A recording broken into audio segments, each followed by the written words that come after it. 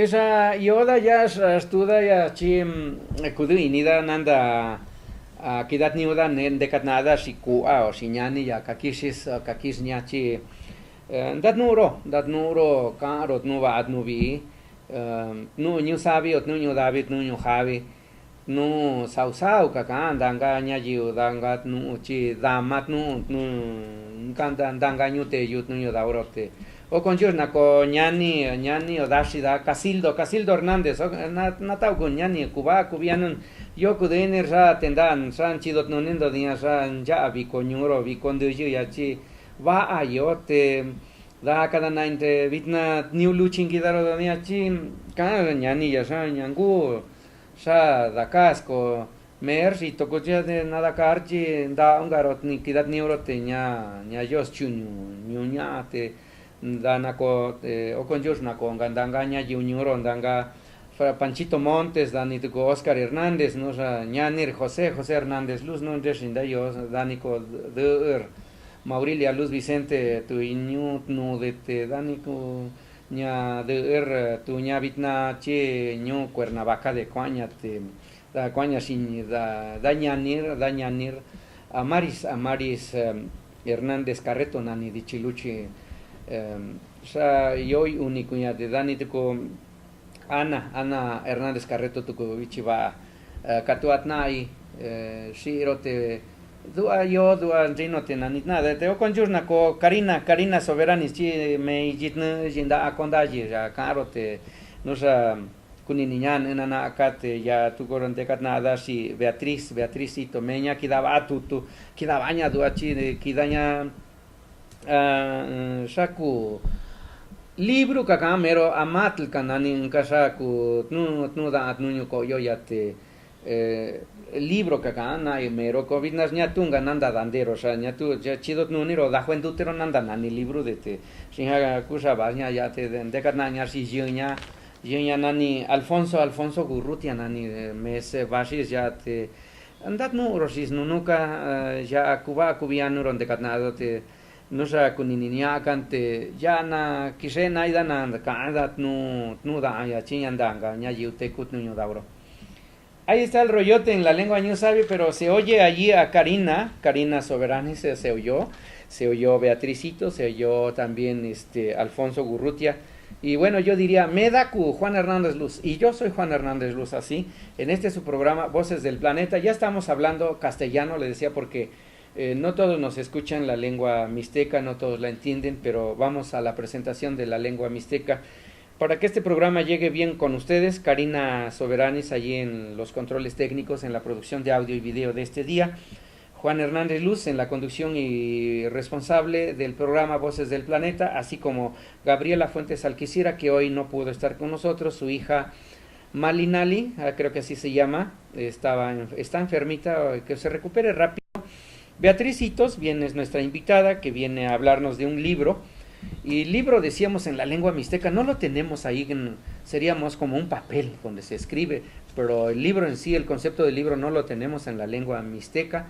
En la lengua náhuatl se llama amatl, de papel amates, y decíamos es la forma de escribir, pero es acompañada de Alfonso Urrutia, y les doy la más cordial bienvenida a este programa Voces del Planeta. ¿Cómo está? Bien, buenos días. Gracias. Buenos días, don Alfonso. Nuestros vecinos, fíjense que yo tengo muchos años trabajando en mi colonia, a mis alrededores. Yo soy obrero, estoy ahí de herrero artístico, de eso vivo. Tengo talleres de herrería, plomería y electricidad, y entonces pues de eso vivimos. Y nos venimos a divertir, a hacer un programa, Voces del Planeta, la pasamos muy bien. Y estoy muy a gusto que hayan venido a Voces del Planeta Beatriz Hitos con su esposo Alfonso Gurrutia. Igualmente, gracias. Muchas Y gracias, que igualmente.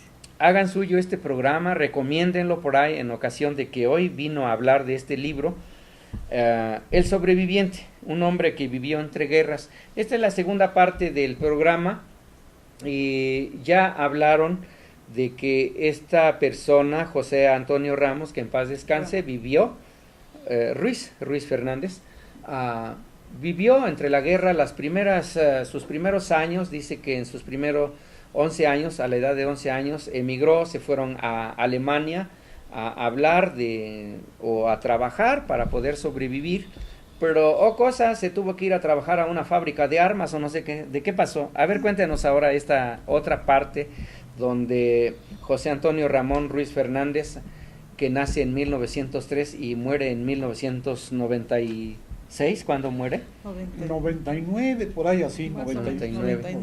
Bueno, vivió algo así como 95 años, más fácilmente. Sí, sí. Pues era muy cuerdo todavía cuando lo han de haber entrevistado, y que nos dejó varios documentos. Aquí tenemos en mesa varios documentos. La fotografía, ojalá lo podemos fotografiar, hacer un acercamiento en esta fotografía.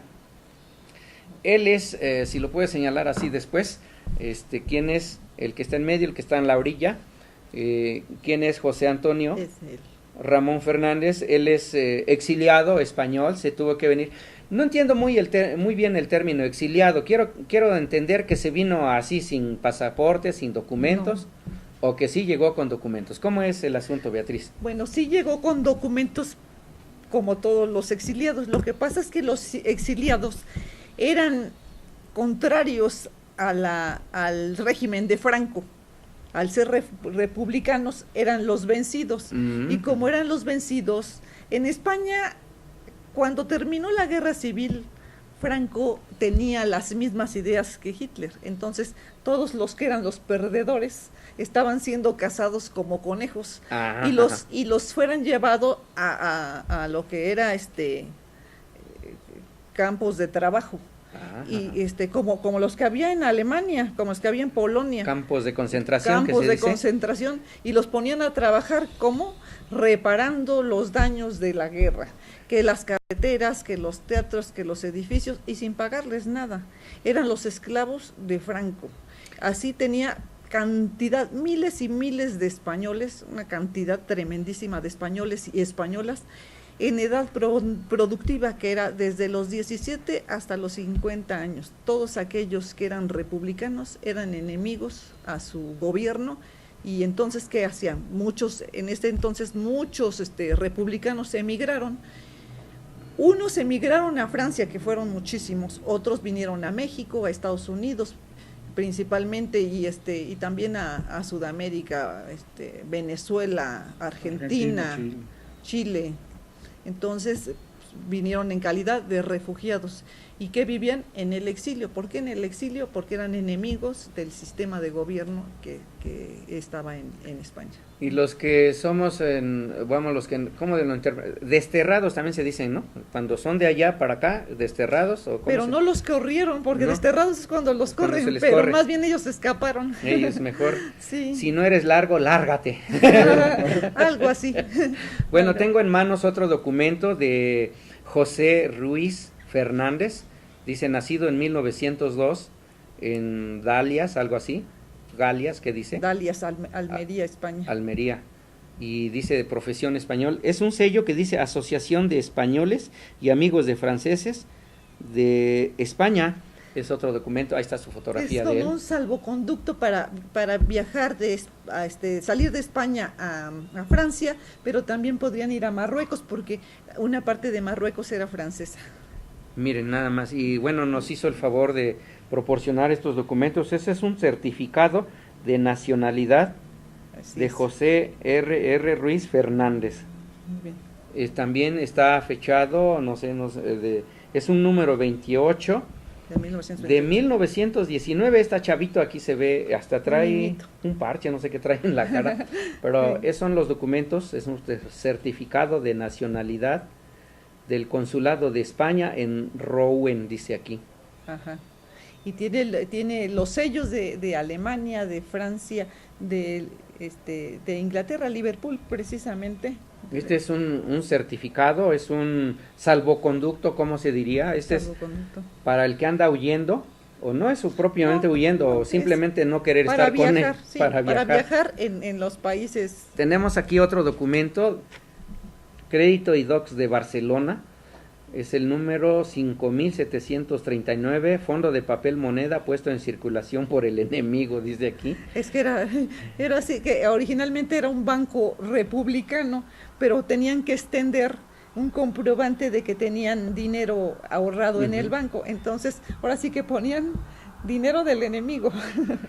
Barcelona, 16 de mayo del año de 1939, tercer año triunfal, Crédito y Dux, Barcelona, El Cajero, Crédito y Dux de Barcelona, Barcelona. Son documentos que se los dejó. ¿Cómo le hizo para obtener estos documentos? Es importante, es interesante porque tiene bases para poder escribir, ¿no? Claro. Vamos, el otro es otro documento, es un pasaporte. Este es su pasaporte. Este ya es de mexicano Porque para allá, se nacionalizó. Se nacionalizó mexicano, ahí dice de dónde proviene, de Granada y de Almería, España. De Almería, España. Y Lázaro Secretaría Cárdenas de Relaciones Exteriores. Lázaro Cárdenas tuvo eso, que a los 2 días de que llegaban los españoles refugiados o los judíos refugiados de la Segunda Guerra Mundial, a los 2 días les daba la nacionalidad mexicana. Después, pero ¿qué tal en aquel tiempo, cuando los inicios? ¿O sí era desde los inicios? Sí, Lázaro Cárdenas siempre estuvo abierto para recibir refugiados. ¿Sí? Bueno, dice pasaporte A, número 326, filiación del titular, apellidos Ruiz Fernández, nombre José Antonio, fecha 17 de octubre de 1902 es de su nacimiento, lugar de nacimiento Almería, España, sexo masculino, estado civil viudo, y esto fue expedido apenas en 1992, ya estando viviendo en México. Esta es su esposa. Ella es su esposa, este es también su pasaporte, señas personales. Benita Carola Coscoya, conde de Ruiz. Y está expedido en España, no en México, ¿verdad? Sí. Es su pasaporte de ella para acá. Exactamente. Pues la felicito, Beatricitos y Alfonso Gurrutia, que uno no sabe lo que tiene en casa a veces, ¿verdad? Sí, sí. ¿Cómo se siente usted tener una escritora en casa y que, bueno, tuvo la oportunidad de entrevistar a José Antonio Ramón Ruiz Fernández? Y bueno, que, sí, a mí... ¿Lo conoció usted? La vida me dio el privilegio de conocer al señor. Lo conocí bastante tiempo. Convivían con él, vamos. Íbamos los domingos. Vivíamos muy cerca, entonces íbamos los domingos a su casa. Nos invitaban siempre el café y todo. Conocí a su esposa. Yo creo que lo tratamos... Bueno, me tocó tratarlo como unos 15, 20 años más o menos. Ah, muy bueno. O sea, sí lo conocí bastante. Qué bueno. Y siempre nos tenía muy entretenido con sus pláticas, ¿no? Sí, una porque cosa increíble que... gente grande como todo, él ¿no? tienen bueno, si han tenido vivencias, Sí. tienen mucho que contarnos. Imagínese lo entretenido que nos tenía, todo lo interesante que era su plática, ¿no? La verdad es que nos podíamos estar toda una tarde de 3, 4 horas y en serio que no se sentía, ¿eh? Además era muy ameno en su plática. ¿Cómo Entonces, iniciaba a contar él sus cuentos? ¿Recuerda usted un pasaje cuando, por un decir, que corrían los años 1914 en la ciudad de Alemania? Normalmente salía la plática porque mis hijos, que en aquel entonces eran unos niños, Unos 10, bebés. 12 años, le decían, Pepe, oye, platícanos de cuando estuviste en Marruecos, platícanos de qué te pasó en tal lado. En Francia, Cuando en sobrevivió Alemania. a un bombazo también en un barco, ¿no? Muy interesante, sobrevivió a un bombazo y lo primero que hizo fue agarrarse de una puerta. Y apareció en Marruecos, ¿no? ¿Dónde apareció? Eso Bueno. es lo que quiero continuar. Entonces son cosas que nos tenía muy entretenidos siempre. Pero en sí él le gustaba platicar mucho su Era muy su buen historia. conversador. Sí, era excelente platicador, muy bueno. A ver, Beatriz, entonces, platíquenos esta parte donde él se escapa, qué le pasa en el barco, ¿en dónde fue el accidente? ¿Quién les aventó esa bomba? Bueno, pues vamos a continuar. Bueno, llegamos en la parte anterior que dice, salimos del hospital y yo reía. Me había escapado de la mili. En ese momento así lo creía. Pobre iluso, porque el destino estaba a punto de darme una lección. Entonces ahora en el capítulo de la mili vemos la continuación. Dice el refrán, no hay fecha que no se cumpla, ni fecha que no se alcance. Efectivamente así fue. Llegó el día en que tenía yo la cita y me presenté como cualquiera en las oficinas correspondientes con mis documentos, el certificado médico y todavía con la mano un poco hinchada. Pero ¿cuál sería mi sorpresa? Que me mandaron a las oficinas de la Naval Militar. Desconcertado les mostré nuevamente el certificado médico. Me quité el vendaje, les mostré mi mano derecha. Les importó un rábano, un puñetero rábano. Absolutamente cabreado me presenté en la Naval Militar. Al ver las condiciones de mi mano derecha me enviaron al área de comunicaciones. Tras una breve capacitación como operador de radio, me ordenaron subir al barco y nos hicimos a la mar. Yo creí que me exentarían de la mili, pero qué equivocado estaba. Era un pobre iluso. Después de lo que había sufrido, estos eran los resultados. Para morirse de risa, ¿no es así? Me dieron una dura lección en la que aprendí lo siguiente. En tiempos de guerra les basta cualquiera que respire y camine. En fin, una vez que nos encontramos en alta mar, los compañeros marineros que tenían algún tiempo a bordo empezaron con la novatada, con nosotros los reclutas recién llegados. Yo no sabía qué era, y mucho menos lo que me esperaba. Claro que como vosotros comprenderéis, cuando lo averigüé no me hizo ninguna gracia. Aunque ellos bien que les divertía, sobre todo a uno que le llamaban el tenazas. El muy cabrón hacía de las bromas más abusivas que os podáis imaginar, sobre todo con los más débiles. Me cago en su puñetera madre. Aunque yo era de mediana complexión, no me salvé de sus cabronerías. Lo que sí fui uno de sus últimas víctimas. Cierta noche, ese cabrón, como os había yo decía antes, que llamaban el tenazas, entró sigilosamente, junto con otros 5 o 6 de sus compinches de abuso, al camarote donde yo me encontraba profundamente dormido. Me inmovilizaron amarrándome de pies y manos, sacaron una agujilla y tinta, y así me hicieron este tatuaje que llevo en el brazo derecho. Es un ángel, pero como podéis apreciar, bastante mal hecho debido a las circunstancias. Estaba bastante cabreado, pero delante de ellos simulé que no me importaba tanto. Esto para evitar que se ensañaran con mi persona. Pocos días más tarde, aún estando en alta mar, estaba haciendo mi trabajo como todos los días. Me encontraba transmitiendo los informes cuando sorpresivamente fuimos torpedeados. Me cachis. El barco empezó a hacer agua. Le grité a mi compañero de cabina, estos desgraciados moros ya nos jodieron, nos hundiremos. Inmediatamente se presentó el capitán y nos ordenó abandonar el barco. Para entonces muchas de las lanchas ya estaban hechas pedazos y las restantes ya ocupadas por la tripulación en el mar. El agua entraba a toda velocidad y el barco se empinaba peligrosamente. Corrí como un gamo buscando la manera de salvarme. Fui a dar a la cocina. Tomé un cuchillo y saqué los tornillos de las bisagras. Desprendí una puerta de madera de buena altura, de una alacena. Estaba bastante gruesa, y haciendo un gran esfuerzo la llevé hasta la barandilla. La empujé hacia la mar. Me lancé un clavado y me fui nadando hasta la puerta de madera, que dicho sea de paso, fue mi tabla de salvación. El barco se hundió. Lo vi hacerlo. Me dolía la cabeza y el estómago, seguramente por el clavado de gran altura y por el agua de la mar que me había tragado al dar el salto.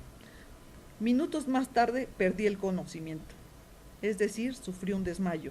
No sé cuánto tiempo estuve inconsciente, solo sé que cuando desperté estaba yo ya sobre la cubierta de un remolcador moro. Fui llevado a Marruecos en calidad de prisionero. Debido a las circunstancias me encontraba sin papeles, sin dinero y por si fuese poco en manos del enemigo. Ahora sí que estaba fastidiado. Menudo panorama me esperaba. Me llevaron a prisión.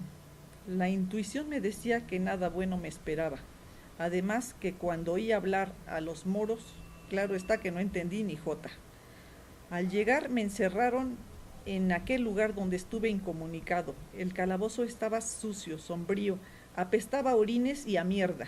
La comida era un miserable potaje a base de verduras amargas que me parecieron podridas, con un poco de garbanzo y un trozo de pan. Sufría de frío y fiebre, así que me llevaron a la enfermería donde me dieron algo revuelto con agua. Ahí pasé la noche y a la mañana siguiente me sentí un poco mejor. Por la tarde fui llevado a una casa bastante grande que hacía las veces de oficina. Me tuvieron de pie por un largo rato en un pasillo que servía de sala de espera. Aunque tenía algunas sillas, no me permitieron sentarme. A esas horas ya me había bajado totalmente la fiebre, pero me sentía débil. Me dieron agua. Después de esperar otro tanto, de una de las puertas salió un moro con cara de pocos amigos. El tipo era de gran estatura con cara de perro rabioso.